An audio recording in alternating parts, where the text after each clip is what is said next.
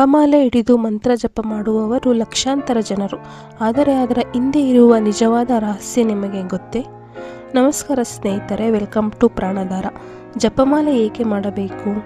ನೀವು ಅನೇಕ ಸಾಧು ಸಂತರು ಅಥವಾ ಭಕ್ತರು ಕೈಯಲ್ಲಿ ಜಪಮಾಲೆ ಹಿಡಿದು ಮಂತ್ರ ಜಪ ಮಾಡುವುದನ್ನು ನೋಡಿರಬಹುದು. ಆದರೆ ಎಂದಾದರೂ ಯೋಚಿಸಿದ್ದೀರಾ, ಜಪಮಾಲೆ ಏಕೆ ಮಾಡಬೇಕು? ಇದರ ನಿಜವಾದ ಮಹತ್ವವೇನು? ಇಂದು ಈ ವಿಡಿಯೋದಲ್ಲಿ ಅದನ್ನು ತಿಳಿದುಕೊಳ್ಳೋಣ. ಜಪಮಾಲೆ ಎಂದರೆ ಕೇವಲ ಮಣಿಗಳನ್ನು ಎಣಿಸುವ ಸಾಧನವಲ್ಲ.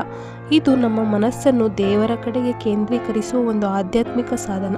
ನಾವು ಓಂ ನಮಃ ಶಿವಾಯ, ಓಂ ನಮೋ ನಾರಾಯಣಾಯ, ಶ್ರೀರಾಮ ಜಯರಾಮ ಅಥವಾ ಯಾವುದೇ ದೈವಿಕ ಮಂತ್ರವನ್ನು ಜಪಿಸುವಾಗ ಮನಸ್ಸು ಅನೇಕ ಕಡೆ ಓಡಾಡುತ್ತದೆ. ಆದರೆ ಜಪಮಾಲೆಯ ಪ್ರತಿಯೊಂದು ಮಣಿಯನ್ನು ಸ್ಪರ್ಶಿಸುತ್ತಾ ಜಪ ಮಾಡಿದರೆ ಮನಸ್ಸು ಏಕಾಗ್ರವಾಗಲು ಸಹಾಯವಾಗುತ್ತದೆ. ಹಿಂದೂ ಸಂಪ್ರದಾಯದಲ್ಲಿ ಸಾಮಾನ್ಯವಾಗಿ 108 ಮಣಿಗಳ ಜಪಮಾಲೆ ಬಳಸಲಾಗುತ್ತದೆ. 108 ಎಂಬ ಸಂಖ್ಯೆಗೆ ಆಧ್ಯಾತ್ಮಿಕ ಮಹತ್ವವಿದೆ ಎಂದು ಅನೇಕ ಸಂಪ್ರದಾಯಗಳು ನಂಬುತ್ತವೆ. ಜಪ ಮಾಡುವುದರಿಂದ ಏನು ಪ್ರಯೋಜನ? ಮೊದಲನೆಯದಾಗಿ ಮನಸ್ಸು ಶಾಂತವಾಗುತ್ತದೆ. ಎರಡನೆಯದಾಗಿ ಏಕಾಗ್ರತೆ ಹೆಚ್ಚಾಗುತ್ತದೆ. ಮೂರನೆಯದಾಗಿ ಒತ್ತಡ ಮತ್ತು ಆತಂಕ ಕಡಿಮೆಯಾಗಲು ಸಹಾಯವಾಗಬಹುದು. ನಾಲ್ಕನೆಯದಾಗಿ ದೇವರ ಸ್ಮರಣೆ ನಿರಂತರವಾಗಿರುತ್ತದೆ.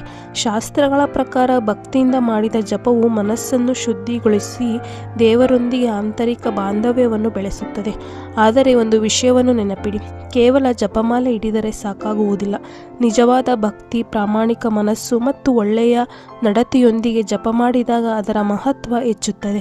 ಭಗವದ್ಗೀತೆಯ ಸಂದೇಶವೂ ಇದೆ, ಭಕ್ತಿಯಿಂದ ದೇವರನ್ನು ಸ್ಮರಿಸುವುದು ಅತ್ಯಂತ ಮುಖ್ಯ. ಆದ್ದರಿಂದ ಸ್ನೇಹಿತರೆ, ಪ್ರತಿದಿನ ಕೆಲವು ನಿಮಿಷಗಳಾದರೂ ಭಕ್ತಿಯಿಂದ ಮಂತ್ರ ಜಪ ಮಾಡಿ.